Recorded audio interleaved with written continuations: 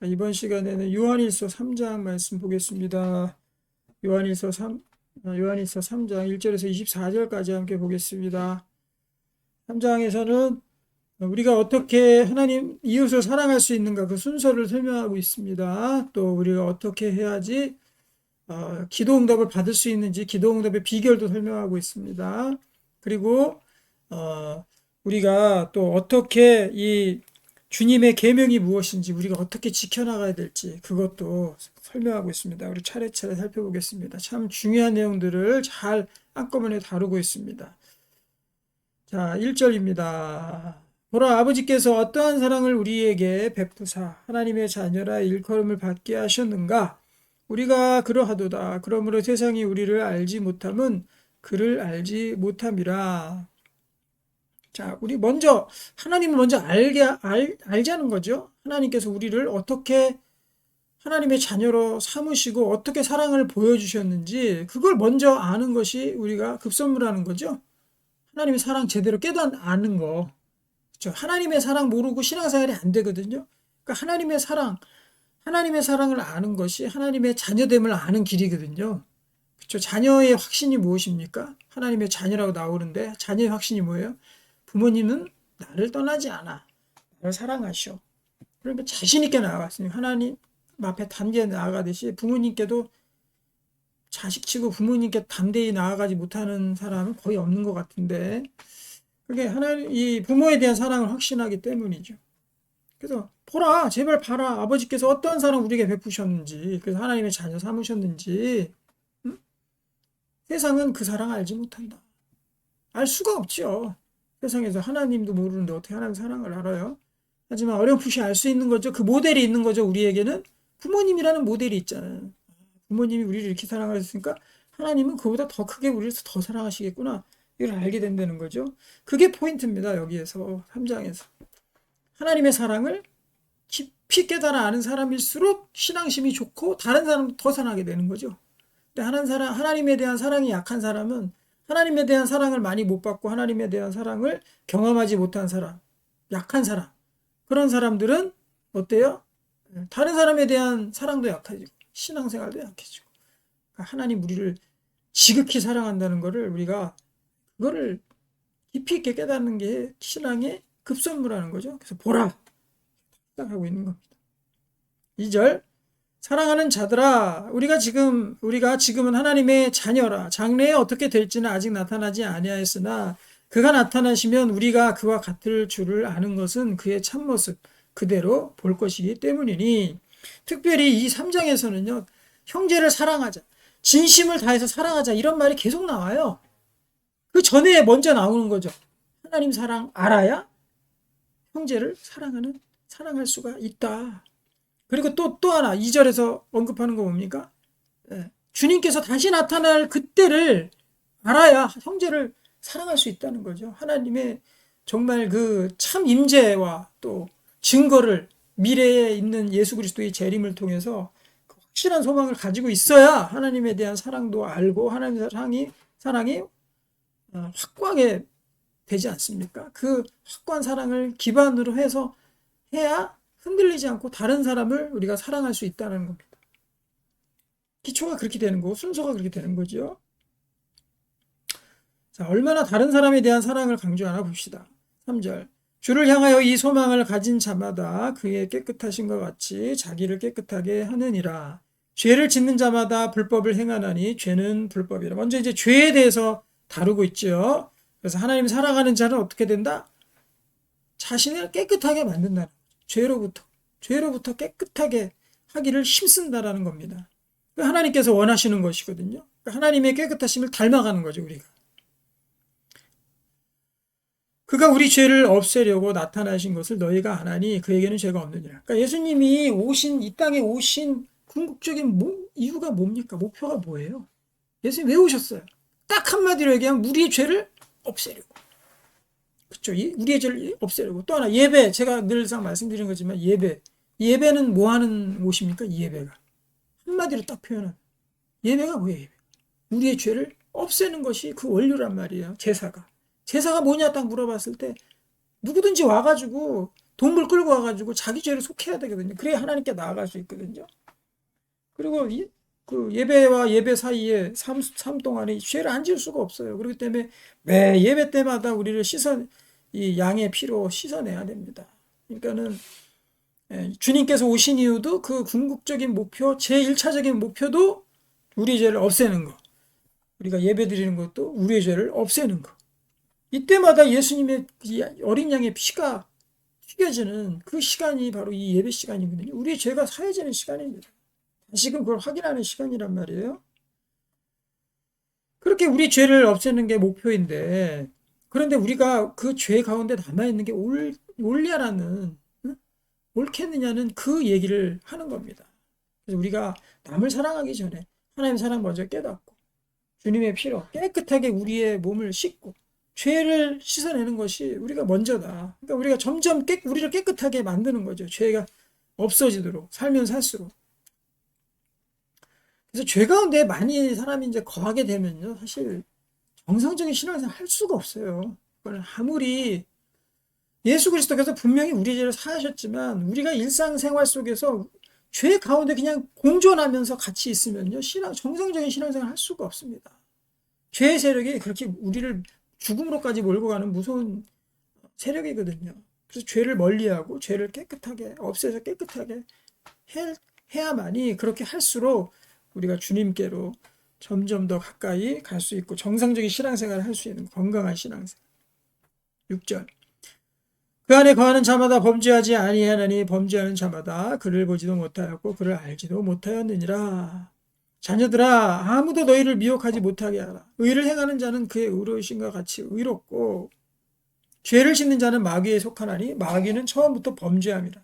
하나님의 아들이 나타나신 것은 마귀의 일을 멸하려 하심이라. 또 주님께서 나타나신 그 두 번째 이유, 마귀를 멸하시는 것. 그러니까 마귀를 멸하는 것까지도 사실상 어떤 목표를 위해서 그런 겁니까? 우리의 죄를 사하시려고, 우리의 죄를 속죄하려고, 마귀도 멸하는 그 일을 감당하시고 하시려고 주님께서 오신 거죠. 9절. 하나님께로부터 난 자마다 죄를 짓지 아니하나니. 그러니까 주님으로 인해서 거듭난 사람 있잖아요. 중생한 사람. 예수 그리스도 믿고 거듭난 사람은 이제는 죄에 대해서 방향성이 바뀝니다. 예전에는 죄가 그 자기의 삶의 방향이었거든요. 죄라는 게 뭐예요? 결국 육체의 정욕을 추구하는 게 다 죄의 산물이거든요. 그 육체의 정욕, 세상에서는 철저히 육체의 정욕을 따릅니다. 자기의 욕심, 자기의 이익, 자기의 쾌락, 이걸 위해서 살아가거든요. 자기의 부유함, 자기의 쾌락, 자기가 많이 소유하려는 거, 다 육체 정욕이란 말이에요. 하지만 하나님으로부터 난 자마다 죄를 짓지 않는다 그랬잖아요. 이게 뭐냐? 주님 영접하고 주님 믿기 시작하고 하나님 자녀가 된 사람은 그때부터 방향성이, 육체의 정욕으로부터 방향성이 탁 바뀐다 그랬죠. 어디로? 성령의 능력으로. 성령으로 바뀌는 거예요. 그래서 성령의 9가지 열매, 사랑과 희락과 화평과 온유함과 오래 참음과 이것으로 바뀐단 말이에요. 이게 완전히 대립되어 있는 겁니다. 명확해요. 너무나도 흑백같이 인간의 정욕과 그 다음에 성령의 열매는 이렇게 명확하게 대립한단 말이에요. 이 방향이 바뀌어지는 거죠. 때로는 왔다 갔다 할 수도 있고 넘어질 수도 있어요. 그걸 얘기하는 게 아니라 방향, 목표 추구하는 바가 달라졌다라는 거죠. 죄를 안 집니다. 그 다음부터는 죄를 일부러 안 진다라는 거예요. 예전에는 내가 죄를 일부러 짓죠. 일부러. 죄 지면서도 너무 그냥 즐거운 겁니다. 막 너무 좋은 거야. 막 기쁨이 있는 거야. 죄의 기쁨이. 그러면서 막 죄를 막 더 짓거든요. 그걸 안 한다는 거죠. 죄를 짓지 아니하나니 이는 하나님의 씨가 그 속에 거함이요. 하나님의 씨, 말씀, 믿음 다 해당이 되는 거죠. 그도 범죄하지 못하는 것은 하나님께로부터 났습니다. 하나님께로 난 사람은 이제 범죄, 일부러 죄를 짓고 죄를 목표로 하는 것으로부터 멀어지게 됩니다. 이러므로 하나님의 자녀들과 마귀의 자녀들이 드러나나니, 그죠? 하나님의 자녀들은 누구예요? 성령의 열매를 맺는 자들. 마귀의 자녀들은 누굽니까? 정욕의 열매를 맺는 자들. 무릇 의를 행하지 아니하는 자나 또는 그 형제를 사랑하지 아니하는 자는 하나님께 속하지 아니하니라. 드디어 이제 형제 사랑이 나왔죠. 네, 형제 사랑도 우리에게 있어서 삶의 목표가 되는 겁니다. 그렇지만 이웃을 사랑하는 것이 세상 사람들의, 하나님 믿지 않은 사람들의 목표가 되지 않습니다. 이웃과는 적당한 관계 유지예요. 적당한 관계 유지. 내가 정말 사랑하는 뭐 친구가 있으면 모르겠지만은 그 외의 사람들 그냥 대면 아는 그냥 접하는 사람들 그 사람들까지 모두 다 끌어안고 사랑하려고 그러지 않는다는 거죠. 그럴 필요도 없고. 하지만 예수 믿는 사람들은 그들까지도 다 믿고 끌어안고 사랑해야 되는 거죠. 11절 우리는 서로 사랑할지니 이는 너희가 처음부터 들은 소식이라. 가인같이 하지 말라. 그는 악한 자에게 속하여 그 아우를 죽였으니 어떤 이유로 죽였느냐. 자기 행위는 악하고 그의 아우의 행위는 의로움이라. 살인 우리에게 있어서도 형제를 사랑하지 아니하면 형제를 살인하는 자가 됩니다. 마음으로 살인하고 또 실제로도 살인하고 일로 살인하고 여러 가지로 믿음으로 신뢰에 있어서 그것들을 사기를 통해서 살인하고 여러 가지가 있겠죠. 13절 형제들아 세상이 너희를 미워하여도 이상히 여기지 말라. 우리는 형제를 사랑함으로 사망에서 옮겨 생명으로 들어간 줄을 알거니와. 그러니까 형제를 사랑하는 것 자체가 믿음과 이 믿음을 통한 사망에서 생명으로 옮겨가는 지표가 된단 말이에요. 형제를 사랑하는 그 우리의 삶의 목표로의 그 수정이 그 전환이 우리가 구원 얻었다는 삶의 지표가 된다는 거죠. 기준이 된다는 거죠. 그래서 저 사람이 형제를 사랑하려고 하는가? 아니면은 형제를 미워하려고 하는가? 형제 사랑 안 하면 형제 미워합니다. 우리 속에서 그렇게 가만히 있질 않아요. 친형제 자매들끼리도 미워하는 마음이 계속적으로 일어나거든요. 그 세상에 보면은 뭐 자기가 대하는 사람들 이웃들 이렇게 보면은 좋아하기도 하지만 미움도 그 속에서 엄청나게 많이 일어납니다. 그런데 우리의 기준과 목표는 어떻게 변했다? 사랑하는 사람으로 이웃을 사랑하는 목표로 변한 거죠. 우리가 지금 이웃을 사랑하느냐 못하느냐 그 결과를 따지는 게 아니에요. 왜냐하면 우리 여전히 연약하기 때문에 이웃을 사랑하지 못하고 형제를 미워할 수 있지만 그렇지만 우리의 삶의 목표가 수정이 됐다라는 거죠. 추구하는 바가 수정이 된 거죠. 그래서 형제를 사랑하는 쪽으로 우리의 머리가 향해 있다는 거죠. 예전에 형제를 미워하는 쪽으로 머리를 보고 있었어요. 그렇지만 이제는 예수 믿고 난 이후에는 하나님의 사람으로 형제를 사랑하는 쪽으로 머리를 샥 돌리고 어떻게든 사랑하려고 노력하고 사랑에 실패하면 그것 때문에 가슴 아파하고 회개하고 다시 사랑할 수 있는 힘을 달라고 기도하고 어떻게 하면 사랑할까 고민하고 이게 사랑하고 있는 거예요. 사랑하니까 고민하지. 사랑하려고 하지도 않으면 고민도 없습니다. 그게 형제 사랑이라는 거죠. 사랑을 함으로써 우리가 내가 형제를 사랑하려고 하는구나. 이제 의지적으로 그렇게 사랑하려고 하는구나 하기 때문에 사망에서 생명으로 옮겨갔다는 사람이 판명이 거기서 나는 거죠. 우리가 형제 사랑을 더욱더 추구해야 됩니다.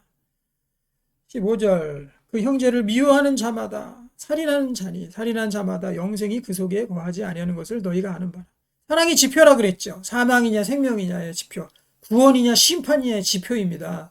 그러면 형제를 미워하는 사람마다 그 사람 살인합니다. 속으로 살인합니다. 실제로도 살인하지만 속으로도 마음으로도 살인한단 말이에요. 그 속에 영생이 없다라는 거죠. 단 한 번에 형제 미워하는 거 그걸 얘기하는 게 아니에요. 우리가 이거를 이 성경 말씀을 잘 알아야 됩니다. 난 형제 미워했는데 나는 영생이 없나 봐 속에 이렇게 생각하면 안 되는 거죠. 우리는 형제 사랑을 추구하는 사람이다. 그가 우리를 위하여 목숨을 버리셨으니 우리가 이로써 사랑을 알고 우리도 형제들을 위하여 목숨을 버리는 것이 마땅하니라. 제가 서두에 말씀드렸듯이 자, 우리가 이제 형제들을 사랑하는 그 근본 원인이 무엇이냐? 교회 다닌 지 오래됐는데도 사랑이 없어. 뭔가 사랑을 이렇게 표현하는 것들이 없고 헌신도 없고 형제들을 위해서 또 이웃들을 위해서 어떤 금전적인 헌신도 없고 시간의 헌신도 없고 노력과 봉사의 헌신도 없다. 그럼 체크해봐요. 왜 저 사람이 저럴까? 그 체크해봐야 되는 거죠. 그 이유가 16절이라는 거예요. 왜 그 사랑이 없는 사람은 왜 사랑이 없을까? 그가 우리를 위하여 목숨을 버리셨으니 이로써 사랑을 알고 우리도 형제들을 위해서 목숨을 버린다 이렇게 되어 있죠. 순서가 딱 나와 있잖아요. 그러니까 그런 사람들은 보통의 경우에 예수 그리스도께서 나를 위해서 얼마나 처절한 대가를 치르고 목숨을 버리셨는가, 나의 죄를 위해서 어떻게 그렇게 대가를 치러 주셨는가라는 것을 처절하게 믿지를 못해요. 그 믿음이 온전하게 와 있지 못하다. 그러니까 하나님에 대한 사랑을, 하나님이 우리를 얼마나 사랑하셨는가, 예수 그리스도께서 얼마나 목숨을 버리고 우리를 사랑하셨는가를 그걸 철저히 깨달은 사람이, 그 사람이 형제들을 위해서도 사랑하고 목숨 버리고 순교하고 헌신하고 이렇게 된다라는 거죠. 그래서요, 교회나 뭐 어디나 할 거 없이 교회에서도 아닌 봉사의 자리에서도 열심히 정말 어디 가서나 충성하고 헌신하는 사람들은요, 예수 그리스도에 대한 사랑, 예수 그리스도께서 우리를 얼마나 사랑하셨는지를 철저히 깨달은 사람이고, 예수님이 어떻게 목숨 버리셨는가 그걸 철저히 깨달은 사람입니다. 그러니까 내 목숨도 이제 아끼지 않고 던질 수 있는 겁니다. 이게 순서가 이렇게 되어 있어요. 그러니까 예수님의 권위는 먼저 본을 보이신 거죠. 거기에서 다 예수님의 권위가 나오는 겁니다. 예수님이 먼저 사랑하셨고 먼저 목숨을 버리셨으니까 우리도 사랑하고 우리도 목숨을 버리는 게 마땅하다는 겁니다. 그래서 우리가 뭐, 저 사람 왜 이렇게 믿음이 없지? 막 이렇게 할 게 아니라, 우리 양육을 통해서 예수님께서 얼마나 당신을 위해서 얼마나 희생을 치르셨는가, 우리의 죄가 얼마나 큰가, 당신의 죄가 얼마나 큰가, 이거를 깨닫게 해줘야 되는 거지. 그거 깨닫게 되면은, 그다음부터는 이제 정말 알아서 목숨 버리게 돼 있습니다. 저도 당연히 하나님의 사랑을 먼저 깨달아 알았죠. 근데 이게 거꾸로 된 사람들은 이제 신앙이 순서가 바뀐 거지. 하나님 사랑은 먼저 느끼지 못하고 교회 가게 되면은 부담감만 느끼는 겁니다. 내가 드릴 거 이거 억지로 해야 되는데 어떡하지? 그냥 남 눈치 보고 해야 되는데 어떡하지? 다른 사람 봉사하니까 나도 좀 해야지. 그냥 시간 뭐 교회에서 계속 있는데 시간 때울 거 없으니까 좀 해야지. 이러면서 해야 되니까 눈치 보게 되고 자원함으로 안 되고 하니까 이 신앙생활이 어려운 거죠. 하나님 사랑이 먼저 깨달아져야 됩니다. 17절 누가 이 세상의 재물을 가지고 형제의 궁핍함을 보고도 도와줄 마음을 닫으면 하나님의 사랑이 어찌 그 속에 거하겠느냐. 자녀들아 우리가 말과 혀로만 사랑하지 말고 행함과 진실함으로 하자. 그러니까 예수님께서 우리를 얼마나 사랑하시는 걸 처절히 사랑을 느낀 사람은 말과 혀로만 사랑하겠습니까? 그 사람이? 철저히 깨달은 사람이? 행함과 진실함으로 당연히 하는 건 너무나 당연하고. 근데 말과 혀로만 사랑한다는 거는 예수님이 말과 혀로만 나를 사랑한다라고까지 딱 거기까지 믿는 사람. 예수님이 그냥 성경을 통해서 나를 사랑한다. 뭐 주님께서 나를 사랑하신데 딱 거기까지만 알고 있는 사람은요. 우리가 형제들 사랑할 때도 그렇게밖에 말과 혀로만 사랑할 수밖에 없습니다. 하지만 진짜 헌신하고 진짜 그 영혼 구원을 위해서 그냥 눈물로 기도하고 그 사람 쫓아나가고 하는 것들. 그런 것들이 있으려면은 행함과 진실함이죠, 그게. 그러면 예수님의 십자가와 진실함을 느껴야 되는 거죠. 그거 느끼면 우리가 형제도 행함과 진실함으로 할 수 있다라는 겁니다. 이 순서를 잘 기억하고 주님을 묵상함으로 우리 많은 사람들 더 사랑하기를 원합니다. 19절 이로써 우리가 진리에 속한 줄 알고 또 우리 마음을 주 앞에서 굳세게 하리니 이는 우리 마음이 혹 우리를 책망할 일이 있어도 하나님은 우리 마음보다 크시고 모든 것을 아시기 때문이라. 자, 우리 가끔씩 이제 우리 마음속에서 우리 책망할 때가 있죠. 너는 그거밖에 못하니 내가 죄를 지어서 어떡하나. 그런데 그거 가지고 너무 우리 고민하면 안 돼요. 그래봐야 우리 속에 우리 자책감만 들고 죄책감만 듭니다. 근데 그거보다 여기 20절에 뭐라고 돼 있어요? 하나님은 우리 마음보다 크시다. 그것까지 다 하나님 품어주시니까 거기에 너무 붙들려 있지 말라라는 거예요. 그래서 우리는 우리의 책망할 일을 넘어서려면 어떻게 해야 되느냐? 우리가 그것들을 이기려고, 죄를 이기려고, 죄악 가운데서 그걸 억지로 참아서 이기려고 해서는 못해요. 할 수가 없어. 그거보다도 우리의 고도를 높여야 됩니다. 그래서 우리가 영적으로 더 충만한 사람이 돼버려야 돼요. 그래야지 우리의 책망할 일까지도 다 이기고 나갈 수 있다는 겁니다. 우리가 더 기도하고 더 말씀으로 나아가기 소망합니다.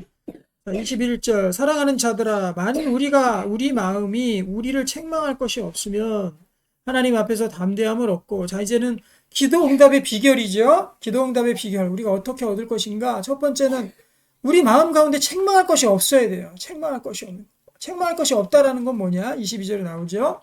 무엇이든지 구하는 바를 그에게서 판다니 이는 우리가 그의 계명을 지키고 그 앞에서 기뻐하는 것을 행함이라. 그의 계명 지키는 거, 이게 책망할 것이 없어지는 겁니다. 그의 계명을 지키는 거. 계명 못 지키니까 책망할 일이 생기는 거지, 마음이. 계명 지키면 왜 못해? 그렇죠? 그러니까 기도 응답의 비결은 그때가 되면은 무엇이든지 구하는 바를 그에게서 받는다 그랬어요. 그러니까 하나님 안에서 책망할 마음이 없고 양심의 가책이 없고 주님의 일을 잘 지키고 행한 자들에게는 성령 충만한 자들이죠. 그러면 하나님 앞에 담대함을 구하는 바 담대한 것이 이것이니 하나님께 무엇을 구하면 들으심이라. 거기도 동일하게 또 나오죠. 우리가 그의 계명을 지킨다. 자, 계명을 요약하고 있습니다. 23절. 그의 계명은 이것이니 곧 그 아들 예수 그리스도 이름을 믿고 그가 우리에게 주신 계명대로 서로 사랑할 것이라. 첫 번째, 믿는 거. 예수님 믿는 거. 그냥 이름만 믿는 겁니까? 먼저 얘기했듯이 예수님의 처절한 우리에 대한 사랑을 믿는 거죠. 경험하는 거죠, 우리가. 그거를 믿고 경험하고 예수님의 사랑을 먼저 알고 받아들이는 거. 그게 계명이라는 거. 첫 번째 계명. 주님을 제대로 아는 거. 그다음에 그가 우리에게 주신 계명대로 그다음에 서로 사랑하는 거. 이 순서를 잘 지켜야 됩니다.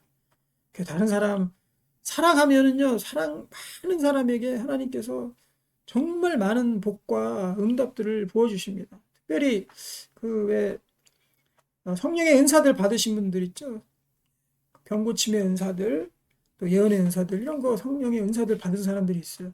그런 사람들 이렇게 조사해 보면요, 그 어떤 사람보다도 다른 사람을 열심히 사랑하는 사람들, 다른 사람 위해서는 다 퍼주고, 다 헌신하고, 다 사랑하는 사람들에게 하나님께서 못 견뎌가지고 그냥 성령의 그 기프트권이 그겁니다. 기프트를 주십니다. 은사가 기프트잖아요. 하나님께서 기프트권을 그냥 그런 사람들에게 팍팍팍팍팍 쏴주신단 말이에요. 그게 성령의 은사예요. 그러니까 사랑하면 성령 충만해진다는 거죠, 더. 그럼 성령이 충만해지면 성령 은사가 나타난다. 그렇게 우리가 이해하면 됩니다.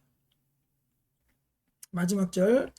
그의 계명을 지키는 자는 주 안에 거하고 주는 그 안에 거하시나니 우리에게 주신 성령으로 말미암아 그가 우리 안에 거하시는 줄을 우리가 아느니라. 성령 이제 마지막으로 말씀을 하시죠. 주님이 나랑 안 계시는 것 같아. 주님께서 응답하시지 않으냐 하시는 것 같아. 라고 생각하는 사람은 뭐가 부족한 거예요? 계명이 부족한 계명. 계명 지키는 게. 계명 지키는 게 뭐라고요? 다른 사람 사랑하는 거. 주님 사랑 확인하고 다른 사람 사랑하는 거. 그 안에 거하면 그렇게 우리가 살게 되면은 주님이 나 안에 거하신다는 것들이 충만하게 느껴집니다. 그리고 우리에게 주신 성령으로 말미암아 우리 안에 거하시는 줄을 우리가 안다.